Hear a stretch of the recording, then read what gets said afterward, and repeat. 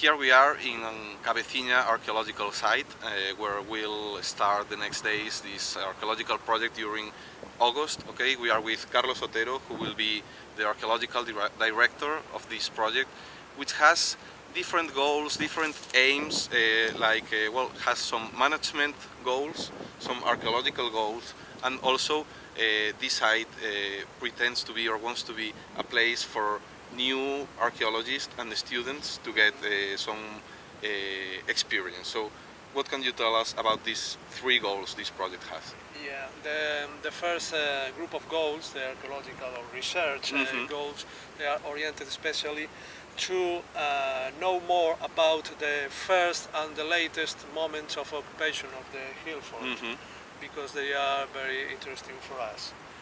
Probably it was occupied from the Bronze Age, late Bronze Age, and abandoned on the very, very late moment of Iron Age. Yes, Iron Age. Yeah. Okay, and that those moments are more important. The formation or education goals are mainly, as you said, the formation of future archaeologists. With us are working archaeologists, students of archaeology, and people interested in heritage.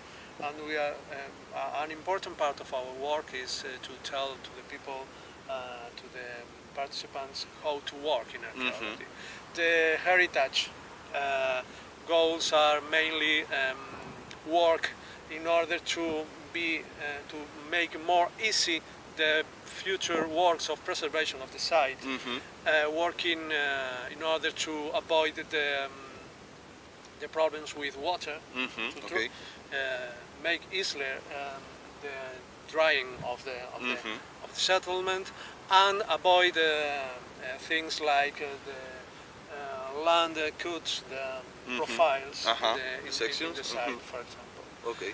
And that's the main group of goals of this project. Okay, so next year this site is going to be restored, consolidated, so we are going to prepare that work. But going back to the archaeology, why do you think this first occupation phase and the last one are such important phases? Yeah, because it's not very, very usual. A Hillfort has a late Bronze Age occupation. This will be, I think, who make some different Cabeciña. And the last moment could be interesting because probably it's not only